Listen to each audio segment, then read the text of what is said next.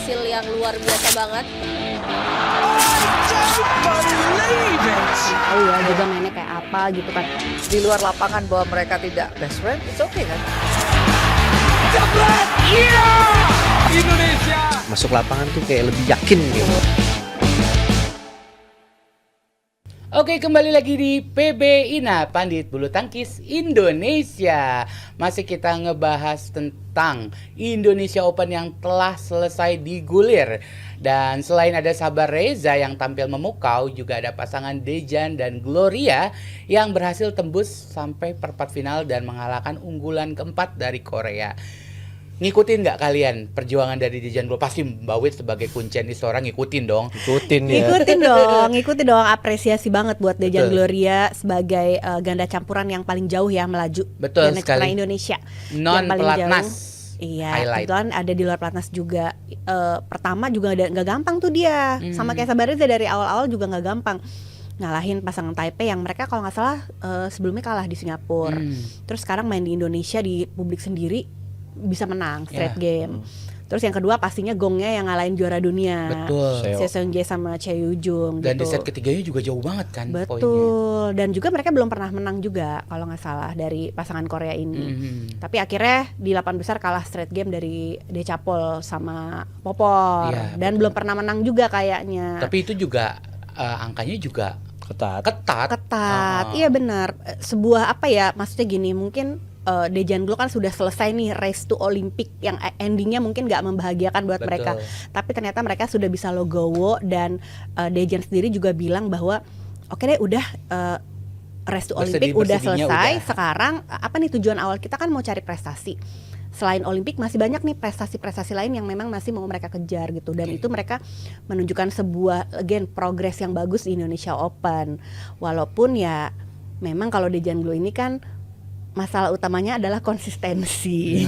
Kadang mereka bisa bagus banget ngalahin juara dunia. Nah. Kadang mereka bisa kalah dari pasangan yang bukan dari negara bulu tangkis. Betul, gitu. betul. Ya Ini kan? juga salah Spanyol. satu yang di highlight ya, kayak Ah. beberapa turnamen sebelumnya dia berhasil ngalahin pasangan dari Hong Kong ya kalau nggak Iya, salah. ngalahin Tang Cuman. Abis itu besoknya kalah kalah lawan dari Amerika Serikat Nah, kalau nggak salah ya. Iya. Ah.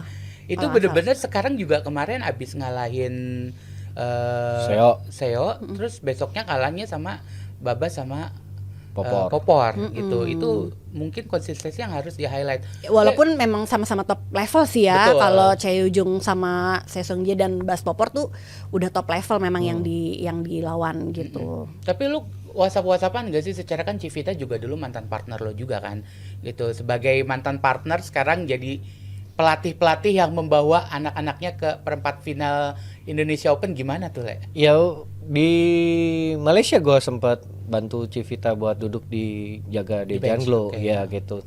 Tapi emang kalau WhatsAppan pasti, apalagi kemarin abis ngalahin Seo tuh gue ngucapin ke Wifki juga, ke Civita juga, selamat, semoga menular ntar malam gue yang dia kan mainnya selalu awal tuh. Iya, dia pagi terus. Kan dia main selalu, Pagi banget. Pagi banget. semoga gue nular ya, ntar menang juga nih lawannya Liang kan waktu itu, ya, nular gitu. Ya alhamdulillah kesampaian gitu. Tapi emang kalau ngeliat Dejan Glow kemarin bisa ngalahin Ye Hong Wei itu juga karena kan di Singapura juga maksudnya kalahnya juga cukup jauh skornya. Tapi di Indonesia Open ya itu karena ada publik juga dukung. Terus semua dipersiapkan lebih detail, apalagi kan di Indonesia secara perlengkapan Ya, juga ada fasilitas. semua kan di sini. Jadi mereka bisa siap gitu lawan Ye Hong Wei gitu. Karena lawannya dia tuh semuanya bagus. Ye Hong Wei, Seo apalagi di set ketiga gitu. Nggak bisa apa-apa, dirujak kan sama dia. Dapat 8 apa nggak salah. Iya, 218. Satu digit. Iya. Tapi ya lawan Babas. Sub Series sama Decapol ya menurut gue sih keikut ya permainannya sama Decapol gitu. Karena emang Decapol kan punya tenaga kan juga Gede kuat. Iya. Tapi emang Dejan ya kalau menurut gue tuh emang harus lebih variatif sih, karena dia dari bola sampingnya tuh terlalu keras terus. Nah, tapi ini kalau bisa dibilang kan lu udah sering ngomong nih untuk poin ke Dejannya dia agak kurang kreatif kalau bisa dibilang dari zaman pas mereka masih saingan sama Lisa Raihan ya. Setahun lalu kalau nggak salah di PB ini kita sempat bahas kok. Ini Dejan harus lebih kreatif gitu. Kreatifnya dari Raihan harus ditularin ke Iya, karena memang Dejan. secara mungkin ya Civita atau Wifki juga pasti udah mencoba Udah kasih notes. tahu gitu kayak gitu. Tapi di lapangan kadang tuh kalau angka-angka udah krusial gitu, ya kebiasaan-kebiasaannya yang keluar Iya. gitu. Padahal harusnya lu bisa masukin flashing dulu atau lu spekulasi flashing silang kah, drive silang kah. Tapi kalau kita lihat kan Dejan banyaknya drive lurus nggak lama ngangkat. Jadinya dia defend lagi. Padahal lu bisa tetap nyerang gitu loh. Gimana caranya? Karena poin krusial lu ngangkat itu lu kan ngasih chance buat Mukul. lawan lu nyerang. Padahal kalau bisa kan kita nyerang terus. Pertahanan terbaik adalah menyerang. Betul. Jadi gimana caranya lu bolanya turun? Ya kan turun bolanya lu nyerang tuh nggak harus kencang terus. Padahal kan lu bisa flashing dulu atau lu block dulu atau gimana lah. Nah, kalau tadi dari ke Dejannya sendiri, kalau Glow-nya sendiri banyak nih di netizen yang sering komentar kalau Glow kenapa sih lu cuma ngetouch doang padahal lu tinggi bisa matiin, tinggi bisa matiin, tinggi bisa matiin. Apakah itu emang kriterianya si Glow sebagai pemain yang demennya ngetouch di net, jarang ngekill banget gitu? Malah lebih susah sebenarnya Glow tuh karena kan Glow tinggi Postur. 181, 182. Dia tuh harus nunduk banget. Bener, bola tinggi dia berarti harus ngambilnya lebih rendah dong. Iya, dia tuh harus nunduk banget. Nah, nunduknya itu mungkin kalau orang tinggi butuh waktu kan ya. Nah. Kalau mungkin yang lebih pendek Iya. itu lebih Lebih enak. Lebih gesit. Iya, tapi kalau Glow tuh harus nunduk banget. Jadi kalau dia nunduk butuh waktu, bolanya juga udah makin turun kan. Lu kencengin nyangkut bolanya. Nah, itu yang harus di notes ya sama netizen ya. Jadi jangan pernah komen-komen lagi kenapa sih Glow itu bola di depan mata ditowel doang.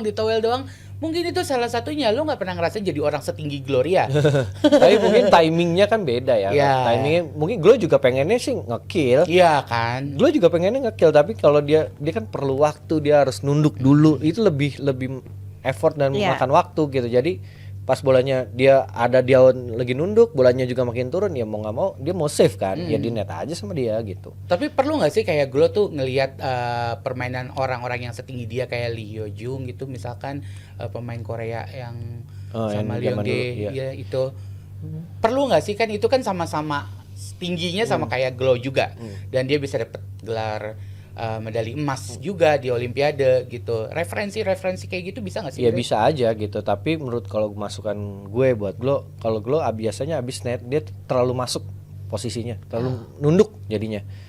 Harusnya dia lu abis nge-net gitu lu mundur dikit aja biar lu tetap berdiri gitu. Oke. Jadi kalau dia nunduk gini, jadi kan ngambilnya lebih susah bolanya. Mendingan lu nge-net, lu mundur dikit satu step aja. Jadinya lu tetap berdiri jaganya gini. Kalau dia drive lu bisa turunin aja. Yang penting kan bolanya turun. Yang nge-kill belakang aja gitu. Gimana caranya kan cewek buat nge-set, buat dapat serangan gitu. Oke, dan ini udah 2 kalinya mungkin bagi seorang Gloria gagal untuk masuk ke Olimpiade. 2 kalinya di momen-momen terakhir ya Mbak Wit kalau nggak salah ya. Iya. Dan kalau menurut Mbak Wit sendiri ini pasangan masih ada masa depannya kah atau yang terbaik buat mereka gimana nih Mbak Wit? Kalau misalnya ditanya masa depan, mungkin kan orang mikirnya Gloria udah nggak muda lagi gitu ya, ke depannya gimana. Terus prestasi mereka juga di 2024 ini khususnya stuck terus gitu ya di babak-babak awal gitu. Maksudnya belum bisa dapat gelar lagi. Kalau tahun lalu kan bisa dapat gelar gitu. Menurut gue sih mereka masih punya peluang ya kalau memang mereka benar-benar mau fight dan mau mengevaluasi diri gitu, karena kita aja yang nonton kadang bingung nih sebenarnya dibilang mereka jelek juga enggak. Mereka bisa ngalahin juara dunia, bisa ngalahin pemain-pemain bagus gitu, tapi kok kenapa bisa dari grafiknya tuh bener-bener curam banget gitu, dari naik bener-bener turun banget gitu. Fluktuatif. Itu sangat-sangat fluktuatif dan tidak bisa diprediksi. Jadi kita kadang-kadang Jaya. prediksi jaya nggak bisa. Terus head to head juga kadang-kadang jadi nggak terlalu Terprediksi bisa jadi lah ya. dasar juga gitu. Nah mungkin nggak tahu ya, atau apa mereka ada hal-hal non teknis yang harus diberesin atau apa gitu. Ya kan namanya usaha kan ya, mungkin dari segi teknis, fisik apa segala macam ya semua why not gitu loh. Ya mungkin diberesi ke banyak hal aja sih. Ya mungkin Gloria masih penasaran untuk tembus Olimpik. Oh iya, Jadi mungkin. masih 4 tahun lagi. Mungkin seperti Gracia Poli usia 33 ya kan, ya why not. Dan juga Gloria kalau kita lihat kan dia walaupun udah cukup senior tapi dia kayak cedera gitu-gitu juga nggak terlalu Sering ya. nggak terlalu sering maksudnya, dan dia secara endurance, Fit banget. ketahanan itu dia bagus Gloria itu setauku ya. Jadi ya motivasinya aja nih mungkin nih Oke. gimana nih ke depannya. Sebagai pelatih Andre, lu kalau udah ngelihat seperti ini, itu dua pemain ini, apa sih yang harusnya mungkin lu bisa kasih masukan ke Civita, timnya mereka gitu, Gloria sama ini kalau mau 4 tahun lagi maju ke Olimpiade. 4 tahun ya? Oh. 4 tahun mah panjang banget. Ya lihat dulu aja. Pendek-pendek aja sih Iya. ya, target pendek-pendek dulu. Maksudnya setahun ini gimana masuk nggak targetnya? Mungkin targetnya mereka World Tour Quarter Final. final, betul. Ya bisa nggak masuk World Tour Final, tapi menurut gue juga sampai saat ini belum masih salah satu yang terbaik sih di kita gitu. Maksudnya Mixed secara double ya. Tari sama Lisa ya sama salah satunya juga Glow gitu. Maksudnya yang lain yang backup belum ke situ levelnya gitu. Tapi ya buat sampai saat ini Glow masih salah satu yang terbaik. Jadi menurut gue ya dilihat dulu aja progresnya sampai setahun ini gimana, World Tour Final masuk atau enggak tahun depan. Glow juga kalau ditanya pasti aku belum tahu tahun depan gimana gitu, pasti gitu jawabannya gitu. Ya mungkin tahun depan ada pilihan lagi, ada Fitriani mungkin yang sudah Waduh, dua susah gelar banget. tahun ini. Sudah udah dapat 2 memasuki, gelar tahun ini. Dia Lituania kemarin juara ya? Iya, 2 kali, Future, 2 tahun Future. ini. 1 tahun ini dapat 2 kali seminggu, 2 minggu ini. Tapi ya Future Series belum bisa jadi Belum itu jadi, lagi. oke. Batu itu apa komparasi? Barometer lah. Barometer belum bisa lah. Nah, kalau udah ngomongin umur, tapi ini kayak ada satu pasangan yang nggak mungkin kemakan umur nih kayaknya nih.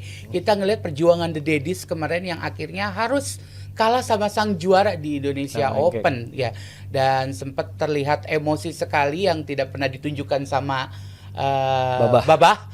Itu kita bisa lihat di sini ada cuplikannya ketika akhir tadi kan. Kenceng tuh.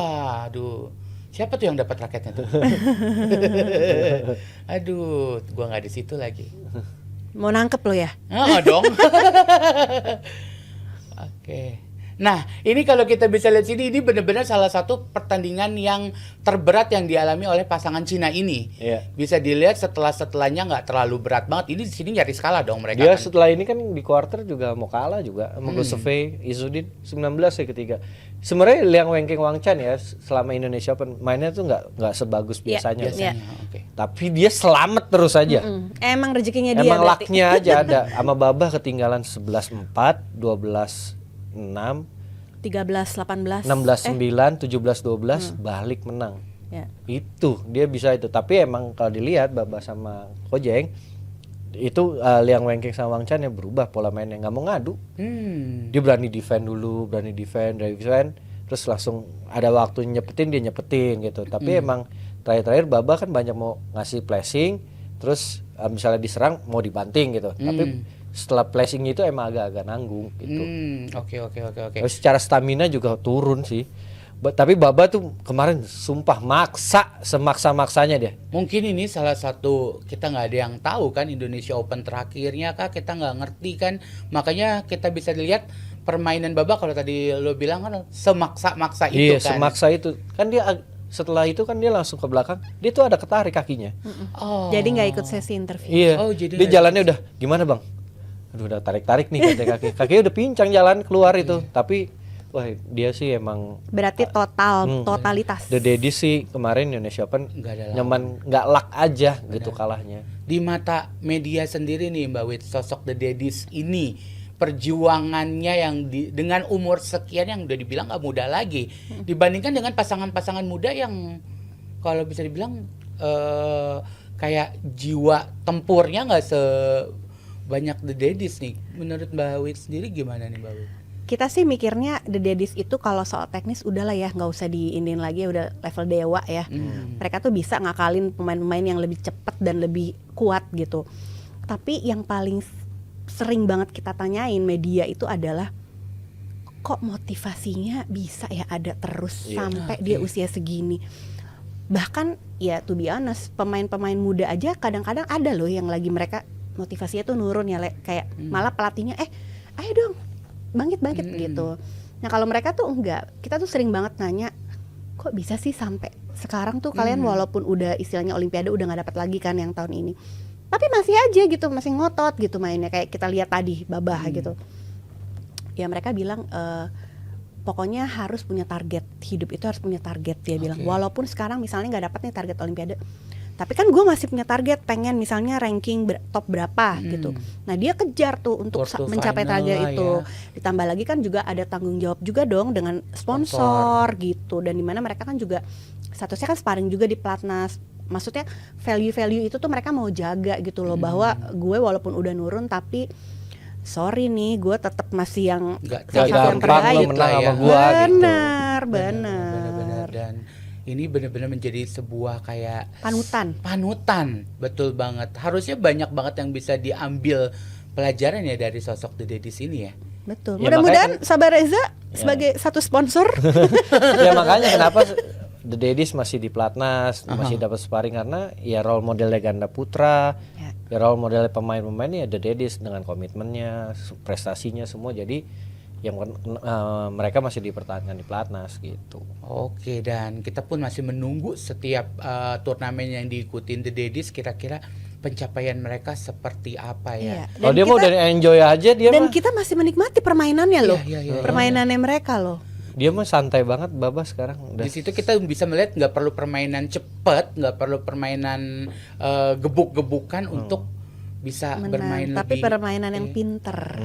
Penempatan bola, buangan bolanya kan bagus-bagus dulu. Jadi kalau udah ngomongin Baba sama Ko Hendra udah kayaknya udah nggak ada jedanya ya. Itu semuanya yang bisa diomongin yang bagus-bagus terus, fighting spirit apa. Emang nggak ada sisi itu ya. Bener. Gak ada celahnya dia. Kalau mau ditanya latihan on time banget. Yankees. Sampai sekarang 7:30 masih di singgasananya tuh bangkunya. Latihan ngotot sampai sekarang. Ya emang gimana apa mau humble banget. Tapi kalau misalkan kalau orang pada ngelihat nih mereka berdua ini kan deket ya. Apa emang mereka sedekat itu kah atau emang semua pemain men's double atau pemain double itu harus sedekat mereka gitu, Mbak? Biar chemistry-nya sebagus mereka. Enggak sih, setahu gue justru pasangan pemain ganda maupun men's double, women's double, mixed double banyak yang di luarnya itu nggak deket. Oh ya? Banyak, ada juga yang deket. Tapi kalau Daddies setahu gue ya bapak-bapak ini berdua, dua keluarga karena udah ini mature kan. Dulu masih mudanya mungkin nggak terlalu juga. Dan itu hal yang sangat lumrah ya, Le, untuk di pasangan ganda. Biasa aja itu mah. Ya asal jangan berantem aja. Yang penting di lapangan kan kompak, tahu maunya apa, mainnya kayak gimana. Satu visi misi. Berantem kayak siapa kalau bisa dibilang? Misalnya pasangan Thailand. Oh, itu kan ada yang tonjok-tonjokan. Oh, bisa ngeles kan hebat-hebat. kita tahu kan, gitu. Mungkin kalau di Indonesia ada mungkin pasangan Thailand. Bodin sama Jongjit, Bodin. Ya kejar-kejaran. Aduh, ya Andre mungkin ada yang mau disampaikan lagi, Andre. Nah, JBL jangan lupa bisa beli merchandise-nya Jebret Media di e-commerce atau di IG. Nah, ini kayak edisi Jurgen Klopp yang udah pensiun dari Liverpool, bisa langsung di check out di link deskripsi di bawah. Oke, ini pasti versi Jurgen Klopp yang bikin dari Bang Valen sendiri nih. Sama Rio. Ya wes, yang pastinya jangan lupa beli merchantnya di e-commerce kesayangan kalian. Dan jangan lupa juga tungguin lagi, sesaat lagi kita akan balik lagi tetap di PB Ina. Hasil yang luar biasa banget. Tahu ya juga mainnya kayak apa gitu kan. Di luar lapangan bahwa mereka tidak best friend, it's okay kan? Masuk lapangan tuh kayak lebih yakin gitu.